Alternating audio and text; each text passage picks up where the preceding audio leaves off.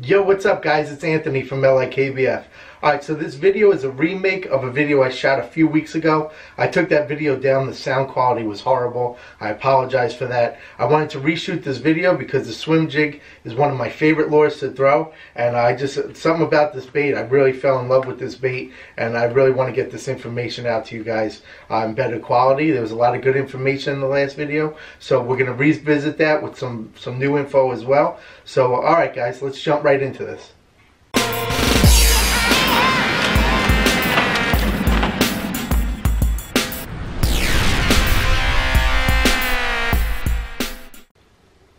Alright guys, so let's talk swim jigs first. So for those of you who have never really thrown a swim jig before, you need to pick one up and start chucking it around. It's an amazing bait. I don't just swim a swim jig, I skip it, I flip it, I pitch it, I hop it. I basically do anything you could do with a small finesse flipping jig, I do with a swim jig. It's one of my favorite baits to throw here in the Northeast. We got a lot of grass, there's a lot of lakes with docks on them. I love fishing docks, so this is the perfect bait for that. So that being said, there's certain things that I look for in a swim jig that allows me to use each one of those techniques to the best of my ability. And this jig right here, the Zman CrossEyeZ Snakehead swim jig, this jig has it all. I'm going to take this jig out of the package and I'm going to show you guys up close up with the camera what I love so much about this jig compared to other jigs. Alright guys, so here's a close-up look at the jig. So let's go over this jig and let's compare it to some other jigs on the market, and let me tell you what's so special about this swim jig.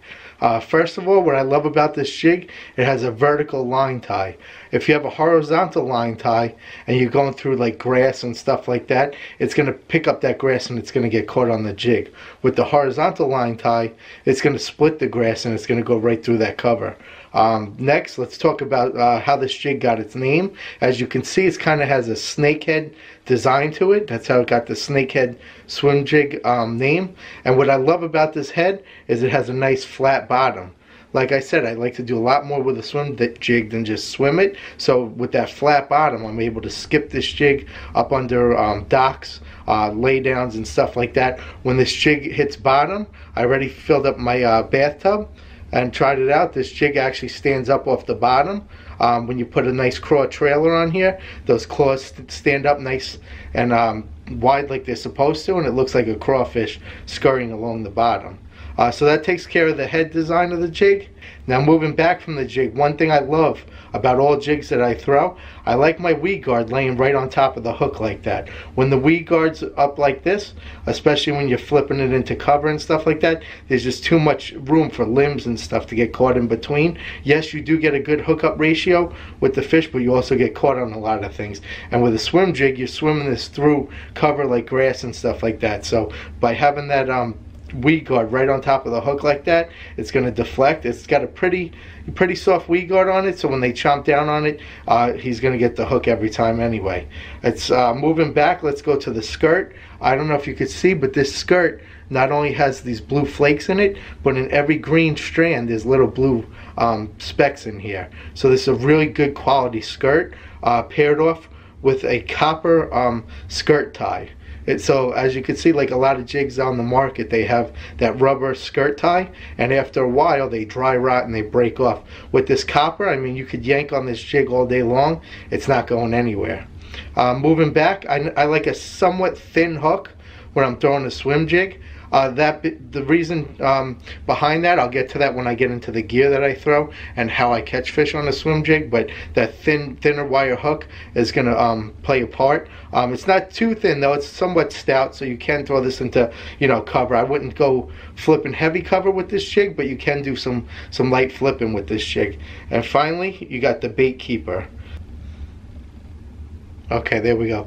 This is a good quality bait keeper on here. It's a hard plastic and it's got these ribs on it. So I already put a craw trailer on here. Once you push the craw trailer down and you pull on it, it's not going anywhere. It's a good quality bait keeper. So that basically rounds out the whole details of the jig and what I love about it and why it stands out. So now let's jump into the gear that I use to throw this jig. Alright guys, so I forgot to mention before we jump into the gear that I use, that was a 1/4 ounce swim jig that I use. I mostly here in the Northeast, our lakes are between 4 to 8 feet deep max, especially here on Long Island. So I use a 1/4 ounce to a 3/8 ounce most of the time. You don't really need any heavier than that. When I do go upstate, sometimes I'll go up to like a 1/2 ounce, you know, when we get into those deeper lakes that have rock ledges and stuff like that. I'm fishing 20 feet deep or something. But it's super shallow fishing here on Long Island, so 1/4 ounce you get away with it just fine. And that light 1/4 ounce with that raised chunk trailer that I like to use, the vibration on that trailer helps keep it up above the grass, and that's usually where I get most of my strikes. Alright guys, so let's talk about the gear I like to throw a swim jig on. So this here is a Fitzgerald rod swim jig rod. This rod was actually designed by FLW pro Bryan Schmitt. This rod just came out. It's specifically designed for throwing swim jigs. It's got a nice soft tip on it. It's a 7'1" rod, but it's got plenty of backbone, you know, when you catch up to the fish to drive that hook home. It's good for skipping up under docks and stuff. I've been fishing Fitzgerald rods for a few years now, and these are some of the best rods I've ever fished. If you guys get a chance to get your hands on one, if you go to a dealer or a show, pick one up, hold it in your hand, and you'll see what I'm talking about. The quality on these rods is amazing. I like to throw it on 12-pound fluorocarbon 90% of the time. I throw a 1/4 ounce jig, so it's a light jig, so I like a lighter line. In the summer, when I go to the 3/8 or when I'm fishing around a lot of wood and the grass grows in and stuff, sometimes I'll go up to 14-pound. I like to throw this with a 13 Fishing Concept A in 7:3 to 1 gear ratio. I like that fast gear ratio. As I was talking about earlier, you know how I said I like that thin wire hook on my swim jigs? For the same reason I like that fast gear ratio.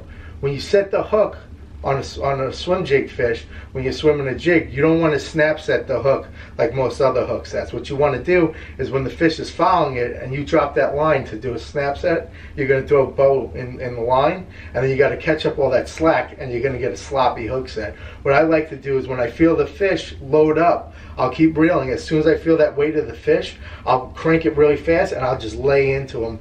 You know, not really snapping it, but kind of just a slow, steady pull, and that thin wire hook is going to drive through every time, especially with the low stretch of fluorocarbon and the stoutness of the Fitzgerald rod. I get great hookup ratios. Alright, so if you guys are interested in taking a closer look at the gear I throw, I'll put links in the description box down below. That about wraps the video up. So we went over the gear that I throw, we went over the swim jig, why it's different than some of the other jigs on the market, different ways that you could throw this jig. I will do a video once the season comes around, a little more in depth on all the different techniques I use this jig for, so stay tuned for that. And as always guys, thanks for watching. I appreciate it. If you guys could hit that subscribe button, give me a thumbs up. Like I said, we're really trying to grow the YouTube channel this year for LIKBF, so every like, every subscription means the world to us. We greatly appreciate it, and I'll be putting out another video here shortly. Alright guys, thanks for watching.